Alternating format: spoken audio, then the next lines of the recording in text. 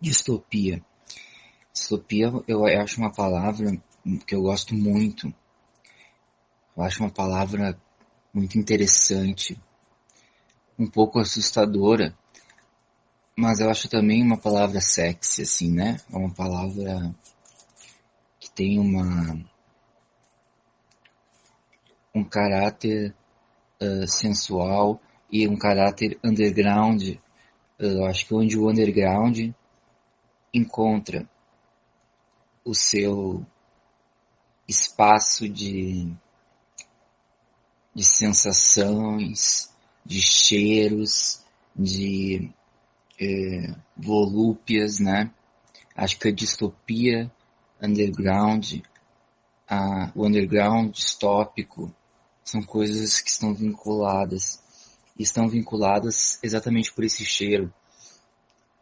Esse cheiro do subsolo, né? Esse cheiro do suor e do cigarro é algo distópico, como uma ocupação, né? Uma ocupação urbana, né? Aqueles andares todos. A gente não sabe o que tem em cada andar. Isso é algo distópico. E acho que a distopia ela é muito importante para a criação, porque ela é um mergulho voltando ao subsolo, né? É como descer um andar, mas a gente vai descer um andar e vai entrar dentro da gente, como fosse um poço que a gente vai lá encontrar a distopia lá embaixo.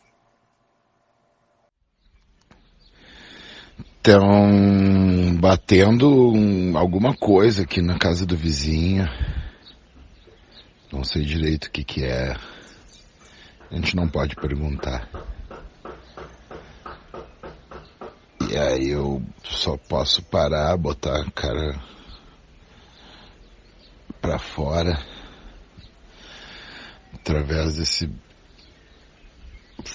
espaço da basculante. Ainda bem que eu tenho a cara pequena. Ela cabe ali. Dá um medo danado de ficar preso com a cara dentro da basculante. O único espaço que eu tenho para olhar para fora aqui dentro do meu apartamento. Eu enxergo os morros, todos com prédios bem parecidos com o meu. Alguns mudam um pouquinho a cor das pastilhas que eles colam na frente. Mas eles não se preocupam muito com o visual mais dos prédios, não. Já que o pessoal não sabe. Eu ouço o barulho dos carros, alguns movimentos dos vizinhos lá fora e me animo, porque eu fico imaginando um monte de coisa que eles podem estar fazendo. Eles nem imaginam o que eu estou fazendo aqui dentro. O meu apartamento tem... eu não sei falar em metros quadrados, mas ele é pequeno. Mas quando eu abro a basculante, entra um monte de barulho pra dentro. Eu imagino toda a vida dos outros lá fora. Eu acho que é carnaval agora. Porque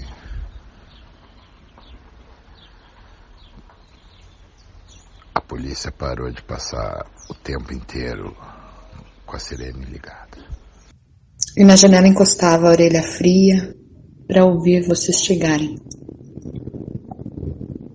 Hoje, em outra casa, minha orelha no vidro, escutando outros sons. Toda essa música do mundo não é cruel, não é boa, nem a música. E os abraços que não se abraçam, os beijos que não se beijam, os olhares que não se olham. Agora eu provo tudo. simples, como andar descalço numa direção errada para não encontrar, como apagar um sonho,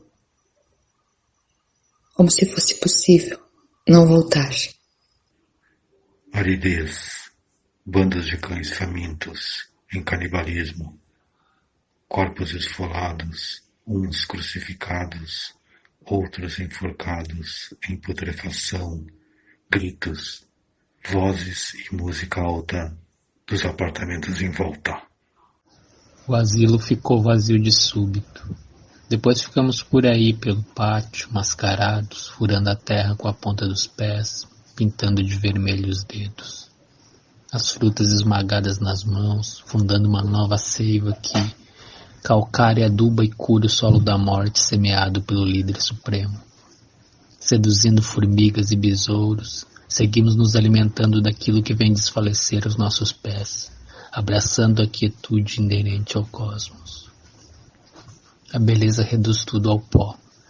Delirando como um líquen, fechamos os olhos para que a pele se abra a pequena dose de veneno que sai das folhas, procurando na terra a cor dos olhos dos que se foram, em silêncio. Ouves 1 milhão de mortos reclamando ao mesmo tempo, secos, sinfônicos.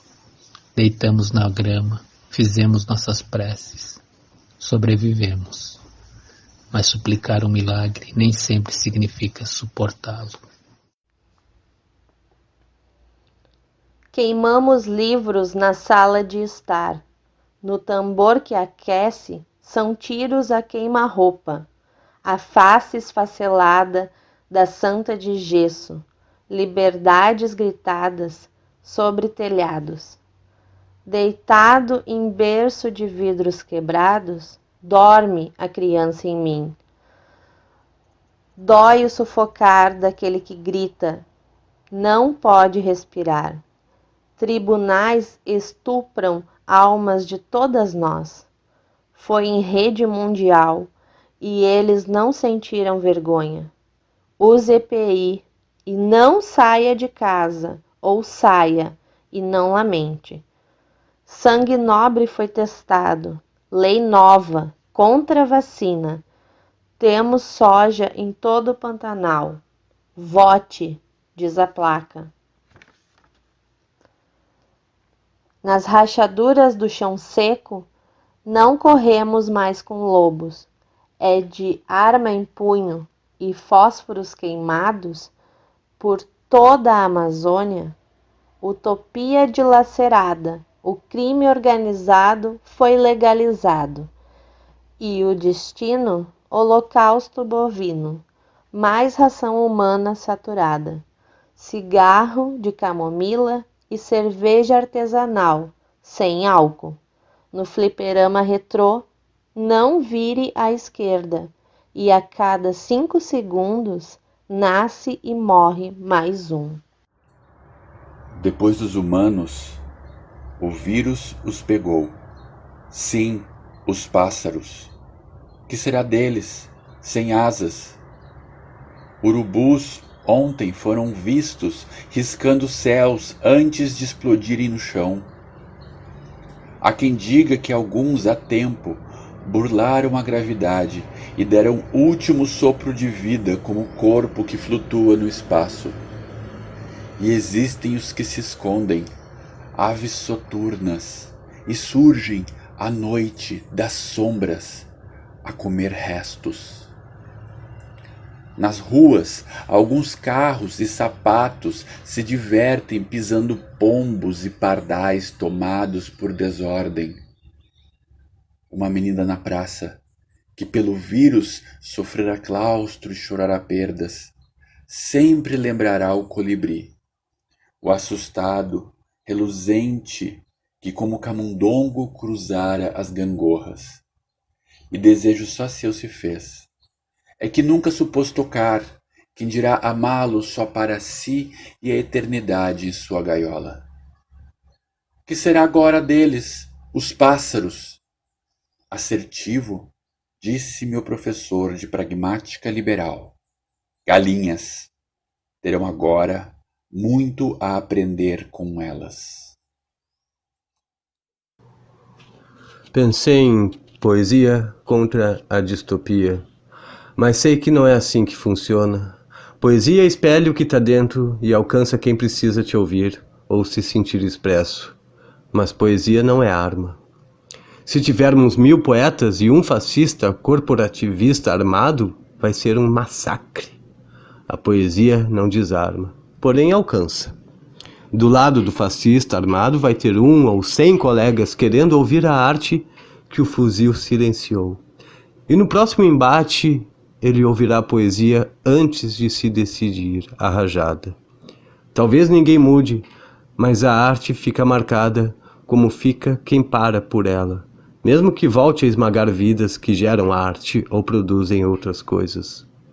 A poesia alcança, o fuzil atira longe. Eu estava errado. A poesia pode sim contra a distopia. O paraíso é um corte transversal na tua carne, que arde o corte e sangra a carne, enquanto a tarde vem enterrar o teu corpo nu. O inferno é o vazio na mente queimando versos na garganta. Sorriso falso de uma fêmea que te abandona na outra noite. Fui a uma estação no inferno, vestindo nada ou quase, apenas cores de Almodóvar, à procura de você. Mas demorei 24 anos para ler Rimbaud, e agora parece que sobra um espasmo de saudade, que não é saudade. Lembro às vezes que nenhuma rua carrega teu nome, e que o amor sempre tem um retrogosto de ardência. Depois do fim. Aqui embaixo é assim. Nos esfregamos na carniça felizes como cães, acostumados a comer o que nos dão, beber o que nos servem e aplaudir os canibais de sonhos alimentando-se da nossa esperança de sair daqui. Eu já fugi desse lugar disfarçada de arbusto, dando 3 passos longos de cada vez para os lados até cruzar a fronteira. Ninguém sentira minha falta, exceto os homens de Deus que eu forçadamente servia. Abandonei este lugar sem olhar para trás, convicta do livramento, até viverem antes do fim um período tão calmo quanto a Pax Romana, me trazendo a certeza que não há para onde eu ir. Nasci no tempo da verdade de um único livro, já sentenciada e crucificada pela Santa Fé. Não importa a minha conduta, maldita que comeste a fruta, serpente venenosa, mulher. Em antes e depois do fim, sou carne de reputação manchada, inferior, submissa e estuprada pelas escrituras sagradas de Deus. Baixei a cabeça e continuei lutando em depois do fim. A senhora pede a torta e, ao se despedir, responde ao até amanhã com um que Deus queira. Tem uma hora que Deus pode não querer, e também tem muitas coisas que o amor não resolve. Digamos que o mundo termine daqui 200 anos. Seguimos dando conta do jeito que dá, dos no máximo 80, 90 anos de cada um. Sempre penso assim quando parece que Deus parece não querer. 80, 90 anos. Dá tempo pra gente, Deus, querendo ou não, resolver qualquer coisa. Logo adiante ele não quer mais. Uns 110 anos depois dos nossos 90 anos, nossas mortes anteriores encontrarão a do mundo, querida finalmente por Deus, que finalmente não mais quis. Você diz bêbado, que pena. Sempre me pedem desenhos de aviões. Você me pede e eu penso nas profusões de promessas que a fé não dá conta de impedir desde dentro do avião. Aprendi lá que fé é uma coisa que só existe perto de se desfazer. Fé é o que garante na borda do jargão. Não há garantia alguma. Tem muitas coisas que o amor e a fé não resolvem, mas nesse caso, aposta na fé. Se o mundo fosse uma grande empresa, a fé seria a estratégia de criar setores que dependem do meu setor. Ainda que restassem apenas 200 anos de investimento, seria uma forma de convencer Deus. Convencer Deus de querer que amanhã a gente apareça de novo para trabalhar. É o que se espera de nós. verdades pós. Neblinas transgênicas invadem as cidades. Discurso de ódio queimam o campo. Na estação distópica e fria, há mecânicas telas pessoais que nos filtram, apagam ideias, ideais. Numa grande tela irracional, o santo pixel define normas. Ao santo preto difamado, tortura. Ao bugre desancestralizado, alívio. A branca e santa crueldade, devoção. E que venha do culto devastado um Deus recriado. Sim, veio do culto devastado esse Deus recriado, digitalizado. Digitalizado. Digitalizado? Digitalizado. Digitalizado? Digitalizado. Digitalizado? Digitalizado. E saiu outro cavalo, vermelho, e ao que estava sentado sobre ele foi dado que tirasse a paz sobre a terra, e que se matassem os homens uns aos outros, e foi-lhe dada uma grande espada. E eis que o cavaleiro disse: fogo no parquinho. Logo, logo, não vão haver mais impostos, apenas taxas de culpa e ódio. Os brancos vão culpar os negros, as mulheres vão culpar os homens, os héteros vão culpar os gays, os engenheiros vão culpar o atraso, os cristãos vão culpar os libandistas, os sóbrios vão culpar os traficantes, os sulistas vão culpar os nordestinos, os onívoros vão culpar os veganos, os hipócritas vão culpar os defeitos que eles têm uns nos outros, os de exatas vão culpar os de humanas, os bacharéis, os militares, os políticos, os empresários. Estes vão culpar a todo mundo, nus como reis sob o calor tropical. Será então a verdadeira democracia. Haveremos todos de odiar-nos uns aos outros. Fim do Brasil. Caminho por um globo estático, sob um cenário sintético, em um sistema robótico, pesadamente distópico. Tudo é fleumático, volto reumático. Em tudo que encosto meu dedo, cria uma brecha corrosiva. Eu leio as coisas como quem ferve a água. Eu submeto tudo a uma pequena fagulha, ao emplastro viscoso, a uma cinza ainda morna, a cimento fresco, a um pesadelo distópico, a uma matilha de cães sem dono. Boiou na superfície a terça parte do húmero. Mais adiante ressurgiu metade do rádio. O fragmento de um corpo de ilho solitário apareceu grudado num pedaço de fêmur. Emergiu impávida uma tíbia partida e, por fim erguida, uma fíbula fraturada. Quem está desaparecida torna-se ossada. Filha, mulher e irmã, só depois de exumada. Entranhada no osso a história do karma, mas não o sonho, que tem que ser içado das profundezas do oceano paralisado. Marinheiro conduzindo o navio fantasma. Paisagem. Todas as noites, pedimos por Deus, mirando com olhos opacos, o zinco desabando sob nossas camas. Sob a luz rosada da lua adoecida, as crianças crescem como ervas daninhas.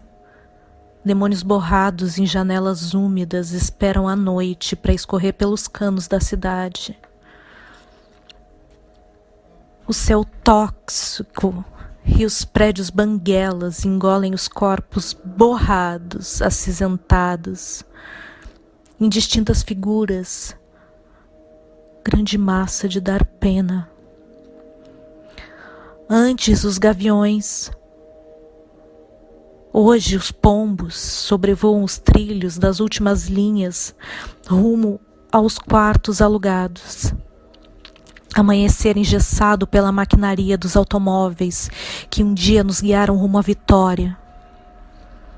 Comer a química cancerígena dos enlatados. Dormir o sono oco das carnes solitárias.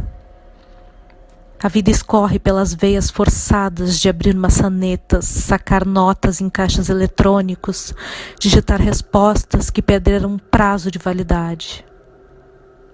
E todas as noites pedimos por Deus, mirando com olhos opacos o zinco desabando sob nossas camas. Deus é a imensidão, Deus é a conexão, mas não é possível acessá-lo. Ele vive depois da lua, abaixo do sol, e não há tempo nem voos disponíveis para chegar lá.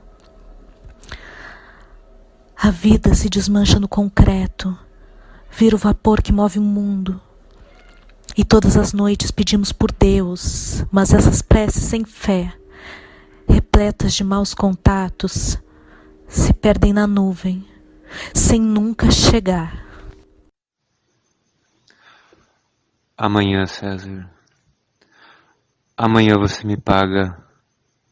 Mas por hoje, dou a César o que César pôde nos tomar. Nossa sede de mundo, nossa curiosidade da cerca, nossa ingratidão ao amar.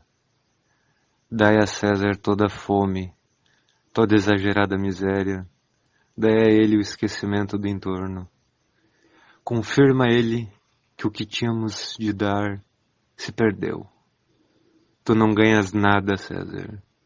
Nossos olhos são luzes, nossas balanças são postes, nossas podas são mudas. Uma branda voz sussurra aos fingidos desesperos: te paga amanhã. No labirinto dos meus sonhos, eu encontro um lugar de sossego. Procuro a onda que vem violenta me arrebatar para fora de mim mesma. Eu corro dos monstros que eu crio e me jogo no abismo sabendo que estou dormindo. E eu acordo no meu esconderijo, aprisionada pelas correntes do relógio. Eu sorrio triste para a câmera. Eu como os meus produtos industrializados e eu personalizo o cadeado e as grades da minha gaiola com um design arrojado. Eu prostituo o meu tempo em troca de uns trocados para poder comprar uma nova coleira e assim poder agradá-los. E então eu adormeço novamente no meu labirinto individual. Eu saio nua na rua, sonho com cobras, dentes e tudo é tão normal. O amor parece mais fácil e a vida parece completa, mesmo eu morrendo em um poço e ressurgindo em uma caverna. E assim eu sigo, entre dormir e acordar, dois mundos como duas paredes que parecem se aproximar. Enquanto eu estou entre elas, sentindo que eu serei esmagada, nos braços do tempo, independente onde a minha mente ficar. Com uma vodka barata, e preferindo a fé à ciência, eu brigo com o invisível, olhando para o céu que não me vê. Eu sou uma formiga no universo, um ponto do ponto do ponto, ignorada por uma criação megalomaníaca. Para que tanto ego para um ser tão pequeno? Para que tanta imaginação? Se eu estou amarrada nos seus termos, sufocada nos seus ternos, aprisionada em seus terrenos.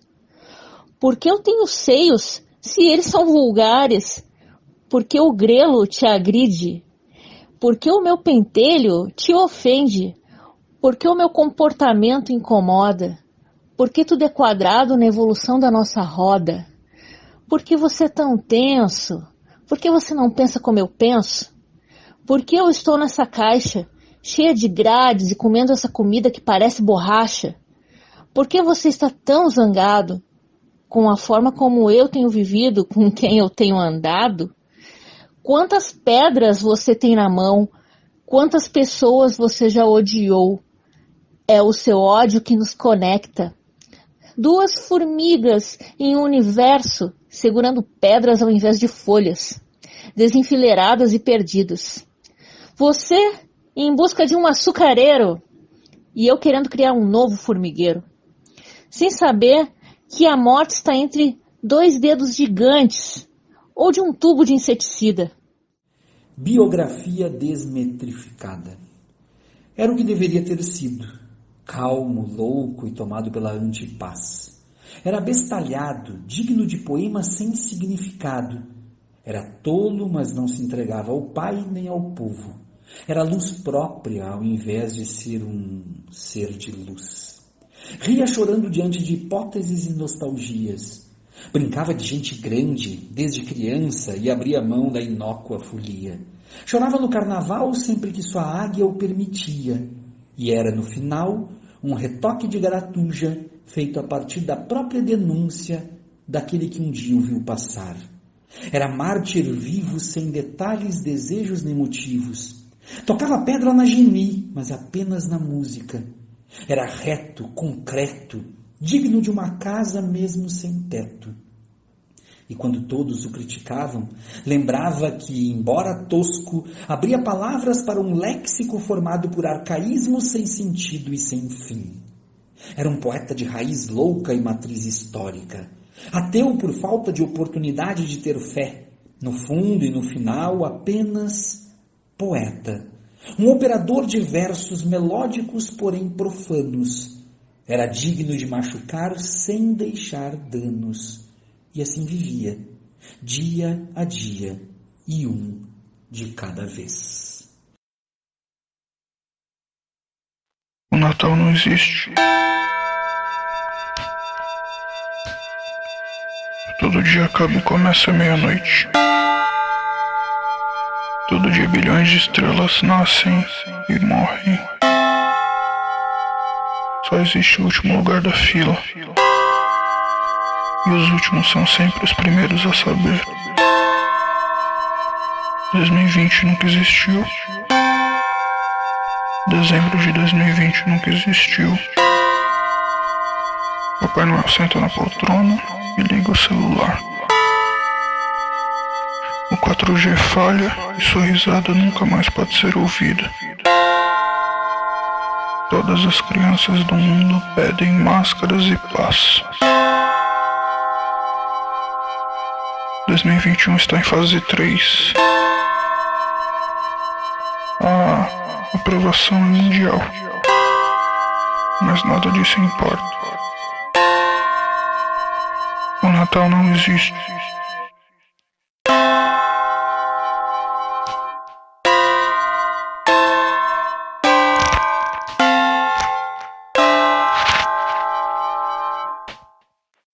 Eu faço concessões.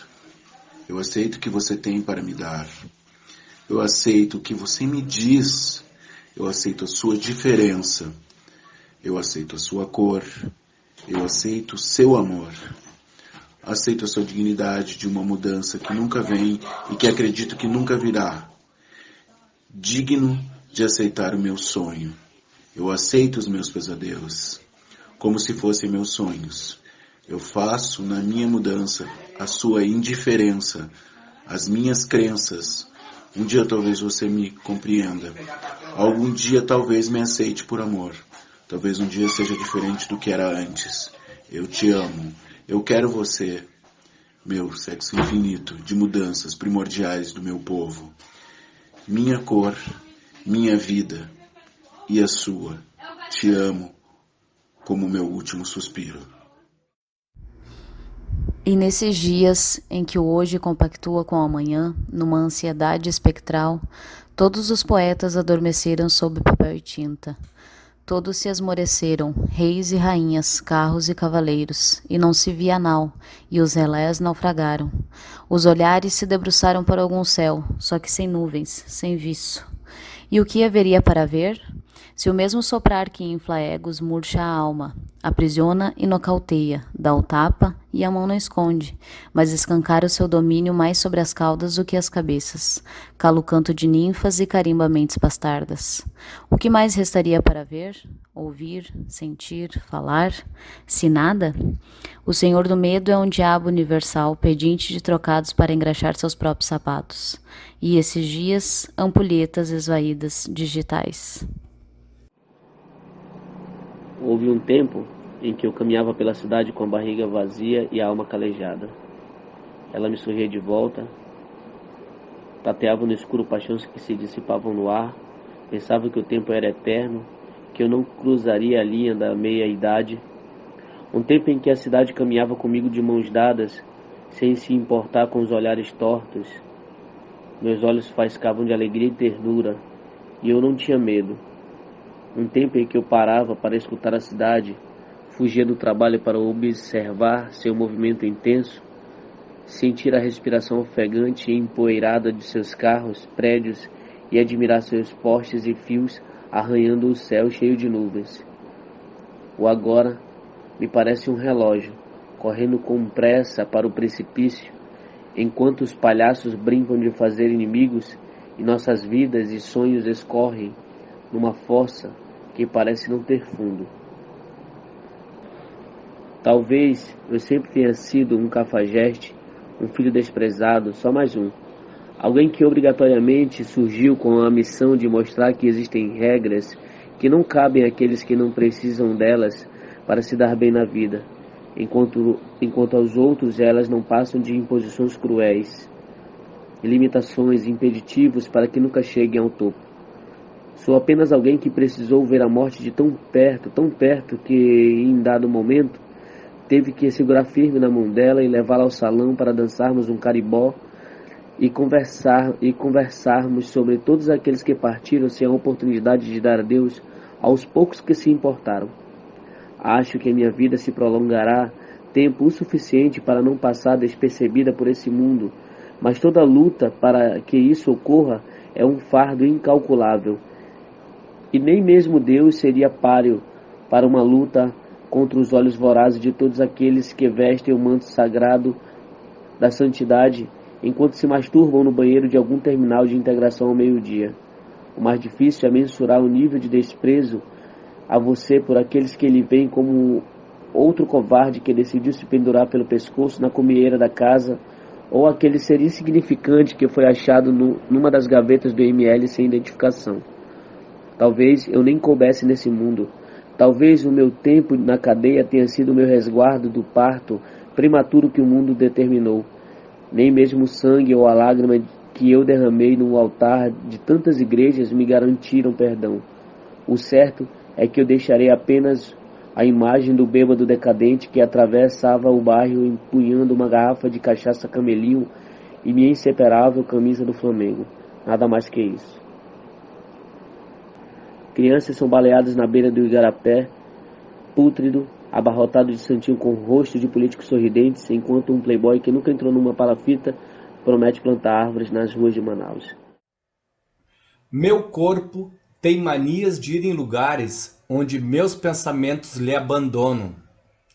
Gosto desta falta de corpo. Igualmente me faz bem roçar a mente em local de abandono de si. Será sinal de demência? Mas volta a consciência de estar neste parágrafo infindo.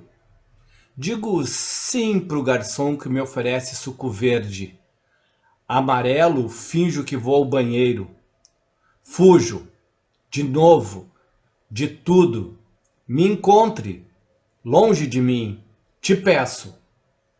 Depois, quando me voltam as cores, outros arco-íris. O robô Pacto Noite caminha pela cidade com o urubu em seu ombro. Lua violeta Van Gogh linda para uma fotografia ao fundo. O robô sobe uma escadaria externa que o leva ao 30º andar de um prédio abandonado. Nem todos estão abandonados. É o bicho de pena que indica onde a presa se encontra, prontamente localizada. A lata velha desce por uma corda de aço e não leva mais de 21 segundos para chegar ao solo. O cérebro exposto da presa tem o formato de um intestino. Outras anomalias são percebidas. O robô ajeita uma máscara de pano no rosto e conduz a vítima até um pátio, que o levará até um corredor, que o levará até uma sala ampla, que o levará até uma cratera, que o levará até uma composteira de gente grande, muito grande, imensa. Pau a pau em tamanho com as do antigo frigorífico de abates de aves e suínos. O corpo é depositado e tragado pelo mosto. Glup! São milhares de urubus teleguiando seus servos e fazendo a parte para cada muro prosperar. A noite está só começando. O trabalho é exaustivo. De longe, se tu estiveres de longe, ouvirá outros tantos glups marcando a cena. Se tu estiveres perto, o ruído engolirá o teu ouvido. Independentemente da distância, é a máquina do dinheiro fazendo girar o dinheiro. Pela manhã, na parte murada da cidade, um casal e seus 2 filhos saem de casa, carro espaçonave cheio de botões de controle. A menina pergunta se são urubus aquilo que ela avista ao longe. E a mãe responde: são. E diz para a menina: mas não precisa se preocupar, pois os urubus são necessários e nunca farão mal. A menina responde: eu adoro as propagandas dos urubus no intervalo do Jornal Nacional. Todos nós gostamos, querida, responde a mãe, entusiasmada com aquilo que pensa ser o lado prodígio da filha. A menina gruda o rosto e fica fazendo bafinho para embaçar o vidro. Repete várias vezes o movimento. Os urubus nesse momento parecem perto, parecem longe, parecem perto, parecem longe, parecem perto, parecem longe, perto, longe. Meu desejo é conquistar o mundo. Cruzo no peito a cartucheira carregada a cada manhã de inquietude e aflição. Parto do meu bunker financiado no 3º andar de um condomínio na Avenida Ocidente. Subo no meu carro-bomba que vai desvalorizando de acordo com a tabela FIPE e disparo para assumir minha cela em um campo de concentração. Tento não deixar que a perplexidade me torne refém e volto a tomar uma dose generosa de ódio encorpado e não expresso. No sinal vermelho, junto a outros carros-bombas, jipes e tanques, corro o dedo pelo celular como um soldado que retira pinos de granadas que ficarão na mão.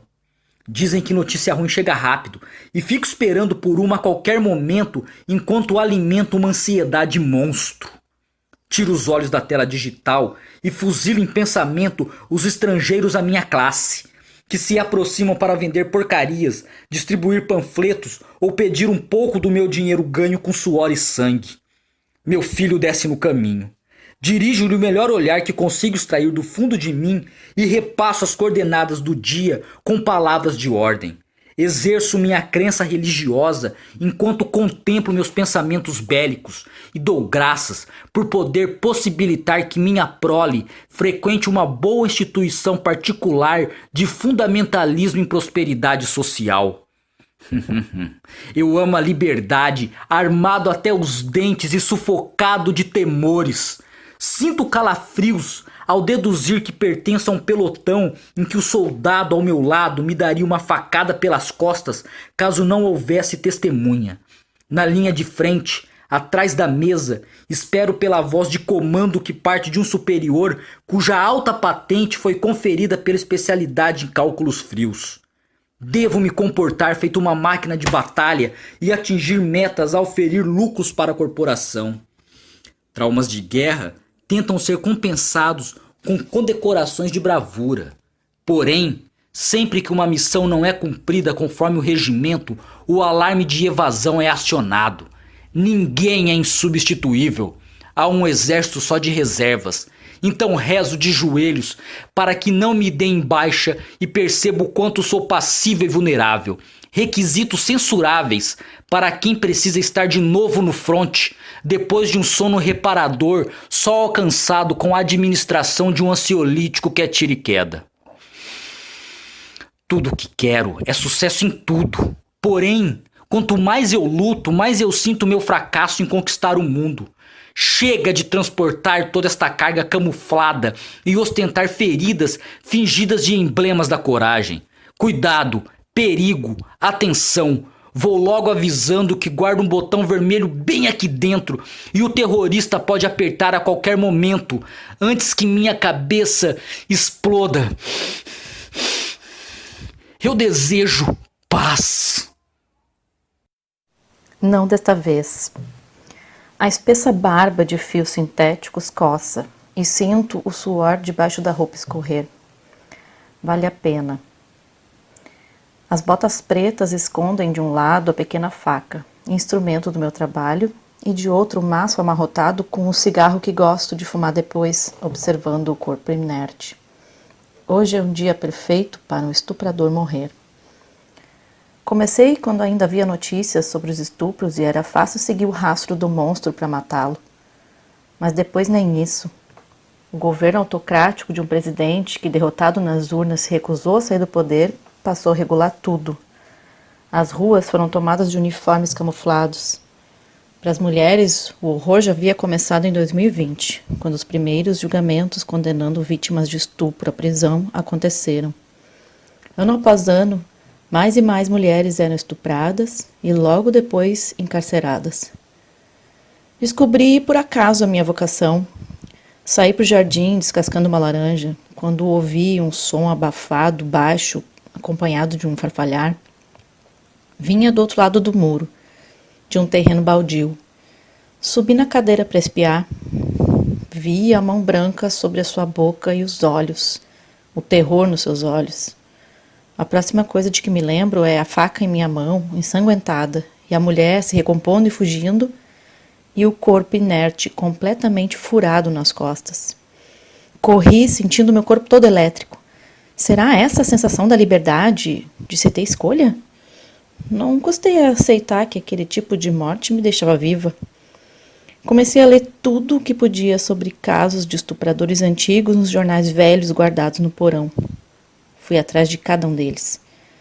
Foi quando me dei conta de que o meu propósito fora marcado no meu nascimento, pois eu havia nascido com síndrome de Nagali. Com a escassez de informações, a criatividade foi essencial. Cortei meu cabelo bem curto e passei a me disfarçar de homem para obter informação. Tenho uma coleção de gravatas de dar inveja. Muitas retiradas dos abusadores que encontrei pelo caminho. As gravatas facilitam muito o meu trabalho, porque quando estão estuprando alguém, eles têm essa mania de jogá-la para as costas, então é só agarrar a peça e ficar puxando, até que o seu pênis e corpo morram. Ah, e antes que me perguntem, só cortar o pênis e deixar o desgraçado viver em sofrimento não adianta. Percebi que o abuso não é só o ato físico. Esses homens, na primeira oportunidade, usam as mãos, as palavras ou qualquer outra coisa para violentar uma mulher. O melhor é eliminar por completo, cortar o mal pela raiz mesmo. A noite se aproxima. Consigo ver as famílias reunidas, os copos se enchendo e o caráter se esvaziando. Tenho um especial apreço por essa data. É quando o estuprador está no seu covil, ao lado da sua vítima permanente. Durante o ano, observo famílias através das janelas, comprimindo o ouvido nas paredes, testemunhando o sofrimento calado da mulher que não pode se dar ao luxo de dizer não. Eles querem fazer a gente acreditar que só homem bêbado faz isso, mas não é verdade. O homem que vai morrer hoje é um desses tipos. Chama a mulher de burra, de incompetente, reclama que ela não sabe arrumar casa, que está tudo uma sujeira. Eu já ouvi o seu choro abafado no banheiro. Já percebi as manchas roxas escondidas por camadas de base. Mulheres nessa situação estiveram sozinhas desde sempre, mas nos últimos anos ficou pior. Hoje não se pode nem denunciar. Os homens garantiram a defesa da honra em lei e a palavra deles sempre tem mais peso. Uma a uma, as mulheres perderam seus postos de trabalho. Aos poucos, desistiram de lutar.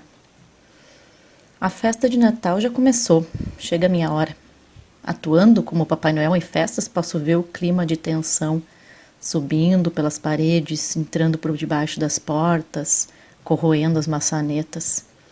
Eu bato, e ao abrir, eles ficam aturdidos primeiro, mas não tenho coragem de dizer nada porque as crianças já estão à minha volta querendo seus presentes.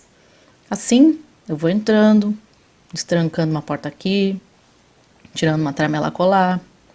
Digo que vou embora, mas me escondo em algum lugar da casa que a minha investigação já apontou como segura.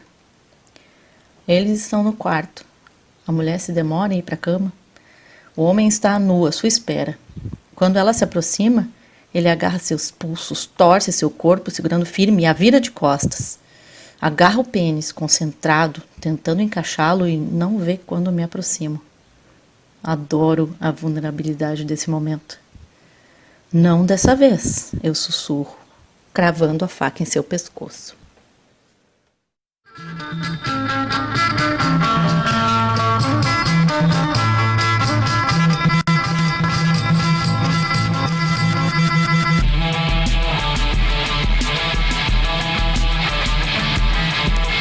Soltem os anjos para que comece o canibalismo.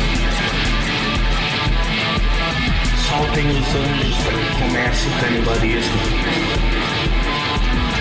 Soltem os anjos para que comece o canibalismo.